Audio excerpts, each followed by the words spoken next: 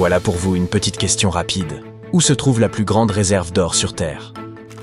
Grâce au film, mes pensées se tournent d'abord vers Fort Knox, le célèbre coffre-fort américain connu pour sa sécurité et son secret. Mais non, ce n'est pas ça. Il se pourrait que plus de 99% de l'or du globe ne se trouve pas dans un coffre. Il est probablement caché dans les entrailles de la planète, dans le noyau, et aujourd'hui, les scientifiques nous disent que nous n'avons peut-être pas besoin de creuser 2900 km pour y accéder. Parce qu'une partie de cet or pourrait tout simplement remonter à la surface par les boyaux d'un volcan. Mais d'abord, qu'est-ce qui rend l'or si intéressant et si précieux? L'or a toujours été plus qu'un simple métal brillant. Il a façonné des économies et alimenté des empires. Les premières pièces d'or pur ont été créées en 540 avant JCC par le roi Crésus de Lydie, un royaume de l'âge du fer situé dans ce qui est aujourd'hui la Turquie moderne. En tant que métal, il est rare, mais pas si rare que ça. C'est un excellent conducteur d'électricité et de chaleur. Il ne rouille pas, ne ternit pas et ne réagit pas beaucoup avec quoi que ce soit. Il est facile à fondre, à mouler, à transporter et à mesurer. Et par-dessus tout, il est beau, durable et incroyablement utile. Non seulement pour les bijoux, mais aussi dans l'électronique, la médecine et les technologies spatiales. Oui, on l'utilise même pour recouvrir les visières des astronautes et les engins spatiaux afin de réfléchir les radiations infrarouges nocives. Au cours de l'histoire, les humains en ont extrait environ 200 000 tonnes, soit un cube d'environ 22 mètres de côté. Étant donné que l'or ne se décompose pas vraiment, il se peut qu'une grande partie de celui que nous utilisons aujourd'hui soit très ancienne, remontant même à la préhistoire. C'est également l'une des valeurs les plus accumulées et secrètement dissimulées sur Terre. Entre les collections privées, les réserves nationales et les bijoux de famille transmis de génération en génération, nous ne saurons peut-être jamais exactement combien il y en a réellement. Mais nous supposons que 99,99% de tout l'or existant est encore prisonnier du noyau terrestre. Alors, comment peut-il y avoir de l'or dans notre noyau et qu'est-ce que cela signifie? Juste sous nos pieds se trouve la couche extérieure de la Terre, la croûte. Elle vous semble probablement solide et massive, mais comparée au reste de la planète, elle est mince comme du papier. En dessous, il y a le manteau, qui est essentiellement une énorme couche de roche chaude. Il n'est pas tout à fait solide, ni tout à fait liquide, plutôt comme une pâte qui se déplace lentement au fil du temps. Ensuite, nous avons le noyau externe, qui est une mer tourbillonnante de métal en fusion, principalement du fer et du nickel. En tournant, il crée le champ magnétique terrestre. Et tout au centre se trouve le noyau interne, une boule solide de métal, plus chaude que la surface du Soleil, mais toujours solide parce que la pression y est très élevée. Lorsque la Terre s'est formée, elle était extrêmement chaude. Tellement chaude que la planète entière ressemblait à une gigantesque lampe à lave cosmique, bouillonnante de métal et de roches en fusion. Dans cet état, chaque élément pouvait se déplacer librement, et les plus lourds d'entre eux coulaient vers le centre. L'or, comme le platine et le ruthénium, est très lourd.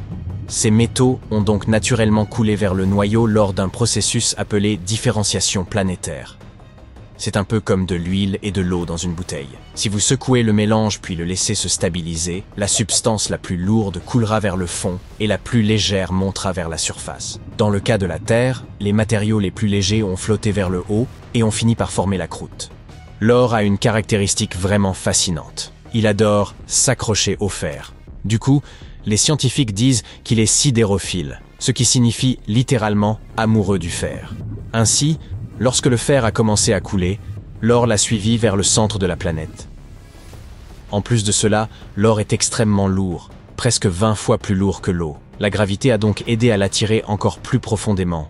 C'est pourquoi, aujourd'hui, la croûte terrestre ne contient que de minuscules traces d'or, et que 99% de ce métal reste inaccessible à 2900 km sous nos pieds. Mais ce n'est pas tout. Certaines théories suggèrent qu'environ 200 millions d'années après la formation de la Terre, la planète a été frappée par une série de météorites riches en métaux. Ces roches spatiales étaient chargées d'or, et comme la croûte terrestre avait déjà refroidi à ce moment-là, tout était resté près de la surface. C'est l'or que nous utilisons depuis. Alors, si la plus grande partie de l'or terrestre est piégée sous nos pieds, qu'est-ce qu'on a découvert dans les boyaux de ces volcans?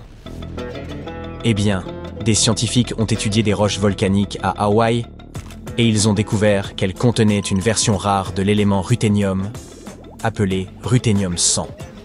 Ce petit isotope n'est pas le genre de chose qui traîne habituellement près de la surface. Il a une sorte d'empreinte chimique qui dit « Hé, je viens d'en bas, de beaucoup plus profond ». Et quand je dis profond, je veux parler de la limite noyau-manteau. La couche où le noyau métallique en fusion de la Terre rencontre la roche au-dessus. En gros, c'est le sous-sol que personne ne pensait jamais pouvoir atteindre. Le sous-sol où nous supposons que tout l'or se cache. Alors, comment ces roches ont-elles pu passer du noyau jusqu'à Hawaï? Elles sont parties en vacances? Pas vraiment. En réalité, tout cela est dû à quelque chose qui porte le nom de panache mantélique.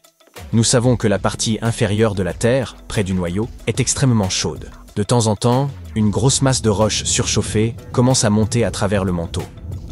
Lentement. Très lentement. De quelques centimètres par an. Mais au fil de millions d'années, cela s'additionne. Cette colonne de roches chaudes est ce qu'on appelle le panache mantélique. Elle ne jaillit pas vers le haut, comme la lave d'un volcan. Elle monte lentement et transporte des matériaux depuis les profondeurs de la Terre, notamment des éléments et des empreintes chimiques provenant de la limite noyau-manteau.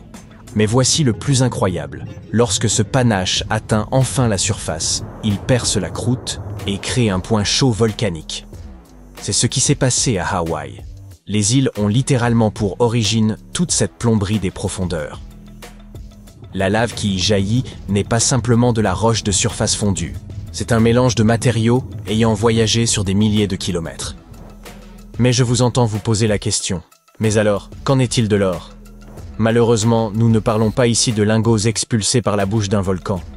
Ce qui s'échappe, ce sont de minuscules traces métalliques de niveau atomique, comme le ruthénium. Cependant, là où il y a du ruthénium, il y a de bonnes chances qu'il y ait aussi de l'or. Vous vous souvenez que nous avons dit que l'or est sidérophile, qu'il aime vraiment beaucoup le fer? Eh bien, le ruthénium possède la même propriété. Cet élément aime le fer, ce qui signifie qu'il a tendance à s'y accrocher et à couler vers le noyau avec lui. Donc, si le ruthénium du noyau parvient à remonter à la surface par le biais des panaches mantéliques, cela suggère fortement que l'or et d'autres métaux lourds similaires pourraient en faire de même. En d'autres termes, les scientifiques utilisent le ruthénium comme un marqueur chimique parce qu'il est plus facile à détecter et à analyser.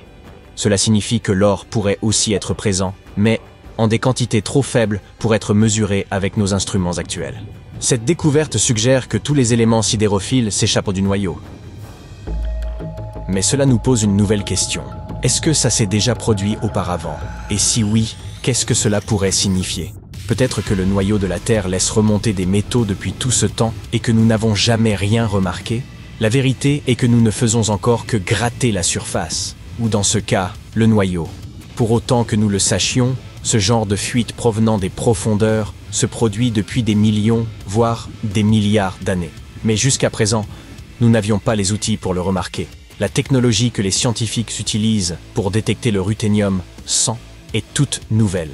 Elle n'est capable de capter ces minuscules indices chimiques que depuis récemment. C'est donc la toute première fois que nous assistons à un tel phénomène. Si tout cela est confirmé, ce sera très important, parce que ça signifie que l'intérieur de notre planète n'est pas hermétiquement clos et silencieux. Et il se peut qu'il affecte la surface d'une manière que nous n'avions jamais imaginée. Pas avec des explosions et des tremblements de terre, mais avec des signaux lents, réguliers, à l'échelle atomique, qui remontent à travers la roche.